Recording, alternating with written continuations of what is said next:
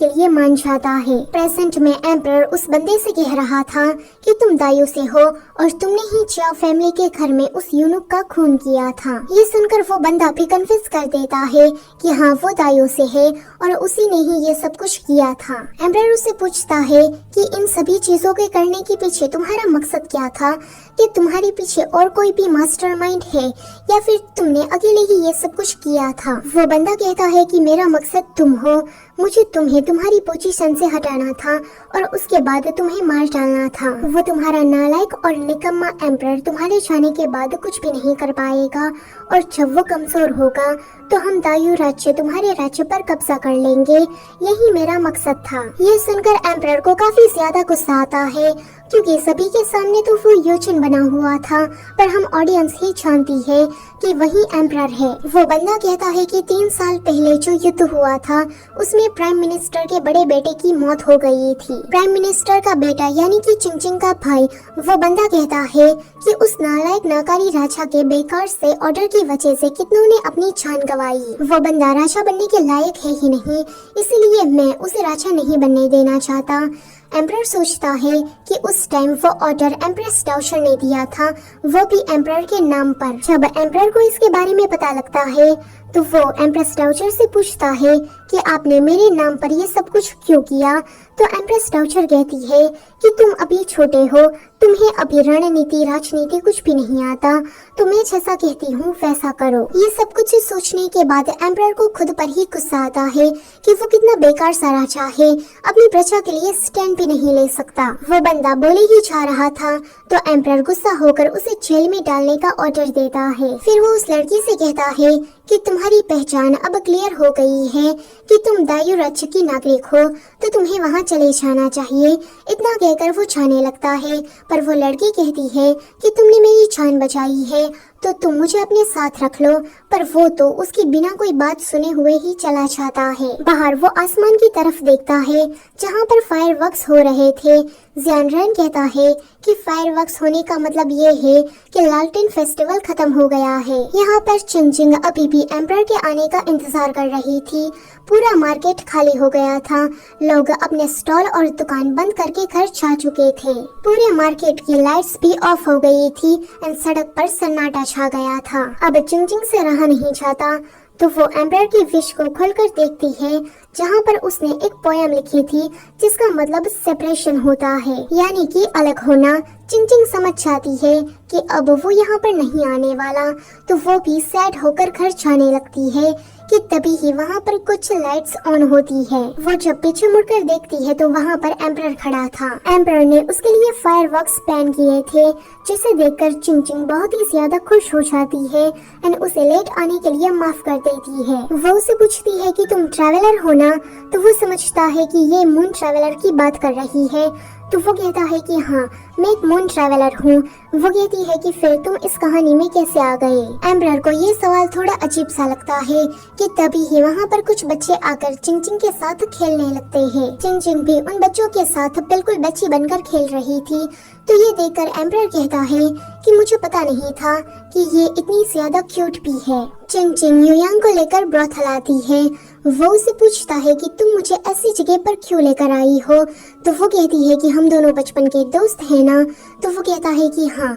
चिंगचिंग कहती है कि फिर हम दोनों साथ में मजे करें, तो इसमें क्या गलत है। एक फ्लैशबैक में हमें दिखाया जाता है कि प्राइम मिनिस्टर चिंगचिंग से कह रहे थे कि तुम युयांग को लेकर आउटिंग पर जाओ, जो भी खर्चा होगा वो मैं तुम्हें दूंगा। चिंगचिंग कहती है कि आपको दिख नहीं रहा कि मैं कितनी बिजी हूँ, ऐसे में मैं इसे लेकर कहाँ बाहर जाऊंगी।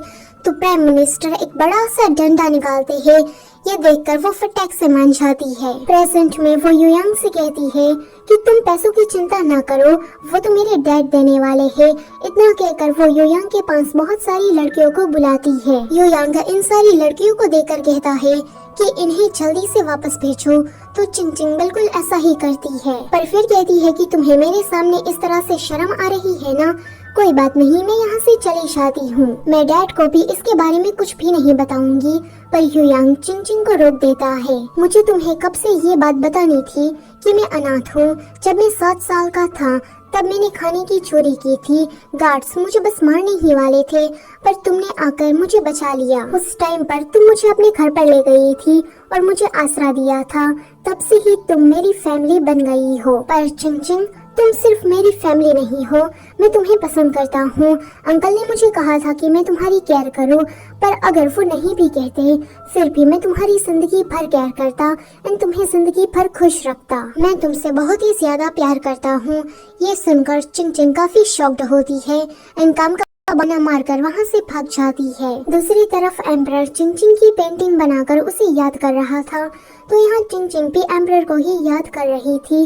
फिर वो दोनों साथ में सोचते हैं कि मेरे माइंड में वही क्यों आ रहा है। तभी ही वहाँ पर जियान रैन आकर कहता है कि कल हमने दायू के बंदे को पकड़ा था, उसने जेल में ही सुसाइड कर लिया है, पर मरने से पहले उसने सारे गुनाह कबूल किए।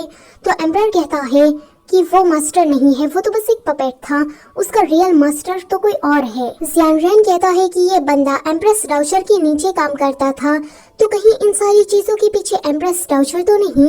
एम्पर कहता है कि तुम ऐसे ही गेस नहीं कर सकते, क्या पता उसका मास्टर कोई और निकले। फिलहाल तुम इस केस को बंद कर दो, क्योंकि अब ये बंदा तो नहीं रहा, तो उनके सारे लिंक टूट गए होंगे। जियान रैन कहता है कि मुझे आपको एक और बात बतानी है। आज चिंग और ह्यूयांग साथ में ब्रॉथल गए थे। ये सुनकर एम्परर को जेलस फील होता है एंड वो भागकर चिंग को ढूंढने के लिए चला जाता है। यहाँ पर चिंग भी उसे ही ढूंढ रही थी कि तभी ही रास्ते में वो दोनों एक दूसरे को देख लेते हैं। यहाँ पर एक पल के लिए तो ऐसा लगता है कि समय थम गया है। फिर उसके बाद चिंग उसके पास आती है एंड उसका मास्क हटाती है। वो कहती है कि मुझे पता ही था कि ये तुम हो। एम्पर कहता है कि मैं कौन हूँ, इस बात से तुम्हें कोई फर्क नहीं पड़ना चाहिए। तो वो कहती है कि मुझे फर्क पड़ता है, क्योंकि मैं तुम्हें पसंद करती हूँ। ये सुनकर वो कुछ भी नहीं कहता। तो चिंग कहती है कि क्या तुम मुझे पसंद नहीं करते। वो कहता है कि मेरे करीब आओगी तो तुम भी खतरे में पड़ जाओगी। चिंग ने ये जवाब एक्सपेक्ट नहीं किया था। वो कहती है कि मैं समझ गई। वो वहाँ से जाने लगती है कि एम्परर पीछे से उसे हक करता है एंड कहता है कि मैं तुमसे ये कहना चाहता था कि अगर तुम खतरे में पड़ोगी तो मैं तुम्हें प्रोटेक्ट करूंगा। ये सुनकर वो बहुत ही ज्यादा खुश हो जाती है। अगले सीन में वो दोनों एक दूसरे का हाथ पकड़कर घर वापस आ रहे थे। एम्परर उसे कहता है कि उस यूनुक का खून जिसने किया था वो बंदा पकड़ा गया है, वो हमारा ही मंत्री था। चिंग सोचती है कि किलर पकड़ा गया है, केस सॉल्व हो गया है, तो मुझे तो इस स्क्रिप्ट से गायब हो जाना चाहिए था ना। पर अभी तक मैं अपने रियल वर्ल्ड में नहीं गई, इसका मतलब ये है कि अभी भी कोई किलर है। उन दोनों को इस तरह से जाते हुए ह्यूयांग भी देखता है एंड ह्यूयांग की आंखों में जेलसी साफ साफ दिख रही थी। उसके पास सर्वेंट आकर कहता है कि आपने जैसा कहा था यूजिन ही एम्परर है, ये बात हमने पक्की कर ली है। ह्यूयांग उस मिट्टी की डॉल को फेंक कर कहता है कि हमने जो प्लान बनाया था उस पर काम करना शुरू कर दो। अगले सीन में चिंग घर में तैयार हो रही थी कि प्राइम मिनिस्टर आकर उसे कहते हैं कि तुम्हारे लिए एक गुड न्यूज है, एम्परर तुम्हें अपनी कॉन्क्यूबाइन बनाना चाहते हैं। ये सुनकर वो काफी ज्यादा शॉक्ड होती है। पर अगले ही सीन में वो ब्राइडल के ड्रेस में थी। वो सोचती है कि मुझे जल्दी ही केस को सॉल्व करने के बाद यूजिन के साथ रियल वर्ल्ड में जाना होगा। वो एम्परर की ड्रिंक में बेहोशी का पाउडर मिला देती है। जब एम्परर वहाँ पर आता है तो वो कहती है कि अच्छा तो तुम एम्परर हो, मुझे तुमसे कुछ नेगोशिएट करना था। वो कहता है कि क्या। चिंग कहती है कि तुम्हारे हरम में तो बहुत सारी सुंदर सुंदर लड़कियां हैं, तो फिर तुम मुझे जाने क्यों नहीं देते। एम्परर कहता है कि मैं तुम्हें क्यों जाने दूं। तो वो कहती है कि देखो मैं किसी और के बच्चे की माँ बनने वाली हूँ, तुम तो एक एम्परर हो, तुमसे ये बात बर्दाश्त नहीं होगी। एम्परर कहता है कि मैं उस बच्चे को क्राउन प्रिंस बनाऊंगा। ये सुनकर वो शॉक्ड। वो सोचती है कि इसने उसे एक्सेप्ट कैसे कर लिया। फिर वो दूसरा बहाना मारती है कि मैं बहुत ही ज्यादा बीमार हूँ, मैं जल्दी ही मरने वाली हूँ। तो एम्परर कहता है कि फिर तो मुझे जल्दी करनी चाहिए। वो उसके पास आकर उसकी वेल ओपन करता है। चिंग उसे देखकर पूछने वाली थी कि तुम यहाँ पर कैसे, पर वो सीधा उसे किस करने लगता है। आगे चिंचिंग उसे कह रही थी कि ये मेरा पहली बार है तो मुझे नहीं पता है कि फर्स्ट नाइट के दिन क्या करते हैं। एम्परर कहता है कि तुम जो सोच रही हो हम उसे बाद में करेंगे, पर पहले हम दोनों वेडिंग सेरेमनी को पूरा करते हैं। चिंचिंग कहती है कि मेरा वो मतलब नहीं था। आगे वो दोनों ड्रिंक करके वेडिंग सेरेमनी को पूरा करते हैं। फिर वो दोनों बेड पर बैठे थे एंड दोनों ही काफी ज्यादा शर्मा रहे थे। पर तभी ही चिंचिंग को याद आता है कि उसने तो ड्रिंक में बेहोशी का पाउडर मिलाया था कि वो देखती है कि एम्परर तो बेहोश हो गया है। उसे ऐसे देखकर आगे चिंचिंग भी बेहोश हो जाती है। इनकी फर्स्ट नाइट तो ऐसे ही बर्बाद हो जाती है। अगली सुबह वो दोनों जब उठते हैं तो दोनों किस करने वाले थे कि तभी ही वहाँ पर ये लड़की आ जाती है, यानी कि एम्परर ने उसे अपने साथ रख लिया है एंड अब ये लड़की उसकी पर्सनल गार्ड है। वो कहती है कि सीनिंग पैलेस में किसी कोर्ट लेडी का मर्डर हो गया है। ये सुनकर एम्परर भागकर वहाँ पर जाता है।